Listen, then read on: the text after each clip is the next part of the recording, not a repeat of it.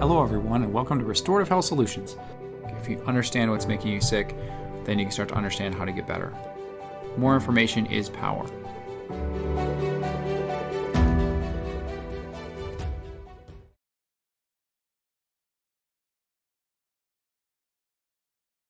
Hi, I'm Dr. Paul, and today we're going to talk about gut motility. Gut or GI motility simply means the movement of food from the mouth all the way down the intestines until it exits the body. Some of the more common symptoms or conditions that can be associated with motility issues are, of course, constipation with slower motility and diarrhea that can be faster motility. Some other conditions that can be associated with motility issues are gastroparesis, which means delayed gastric or stomach emptying, achalasia, which is a motility issue in the esophagus, and acid reflux, which means stomach contents flow up instead of down, and more. Again, the most common symptoms associated with motility issues are the constipation and the diarrhea. So what are normal bowel movement habits? We consider 1 to 3 complete emptying bowel movements per day to be normal. For constipation, it can be as little as having incomplete emptying on a daily basis, all the way up to going several weeks without a bowel movement. If the stool is dry and hard, that typically means that you're not getting enough water into the stool to soften it to be able to push it down the GI tract.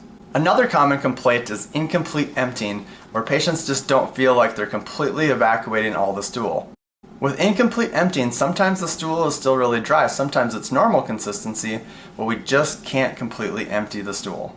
On the other side, diarrhea can happen often and quickly after eating for some. Some may classify diarrhea as more loose stools, while others may consider diarrhea only to be liquid stools. With diarrhea, it can be due to fast transit time. Transit time is the amount of time it takes from when food enters the body to when food exits the body.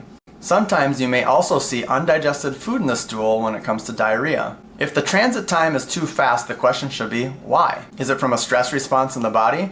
I'm sure at one point you've heard someone say, I was so stressed out, I got diarrhea. I was so nervous, I got diarrhea. In these scenarios, that's a stress response from the body that is creating the diarrhea. Some stress responses are obvious, like being too nervous or anxious, having a lot of stress from a job or a relationship. But the body can also be stressed when it's not obvious. Things like low blood sugar, inflammation, illness, infection, trauma, pain, etc. Is there a time when diarrhea is normal? In episodes like food poisoning, we want diarrhea to happen. We want the body to flush out the GI tract and get rid of all those toxins and all those microbes that are causing the problem. If diarrhea is a frequent occurrence, we need to ask the question why. So what are some of the most common factors that can influence gut motility? Food sensitivities, nutritional deficiencies, including things like folate, magnesium, and vitamin C, stress, thyroid dysfunction. Hypothyroidism tends to contribute to constipation, and hyperthyroid tends to contribute to diarrhea. Thyroid hormone can increase the transit time and stimulate motility. Brain-gut axis communication. The brain has to signal to the gut to activate the vagus nerve, activate the migrating motor complexes, and move that food along the GI tract. And dysbiosis or imbalance in the gut microbiome. So what testing can you do to help figure out why you're having motility issues? First, food allergy and food sensitivity testing. Stool tests, organic acid test, which is a urine test, adrenal or cortisol panel, which will measure your stress hormone output, full thyroid panel, and a functional neurological examination to see how well your nervous system is functioning and see how well the brain-gut axis is functioning. What can you do about your gut motility issues? At Restorative Health Solutions, we test, we don't guess. By testing and not guessing, it can give you the best chance to figure out why you're having motility issues. Testing can help personalize your plan and make it unique to you. Some common applications after getting the test results are a personalized diet based on your food allergies or food sensitivities, lifestyle suggestions, supplement plan to help balance the microbiome, address nutritional deficiencies, support healthy adrenal or cortisol function, and more. So without testing, is there anything you can do to help your motility issues?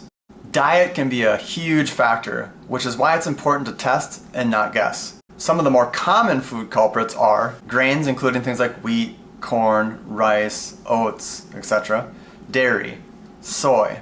Another huge factor can come from an imbalance in the microbiome. This is why we like to test to find out exactly what may be contributing to your motility issues.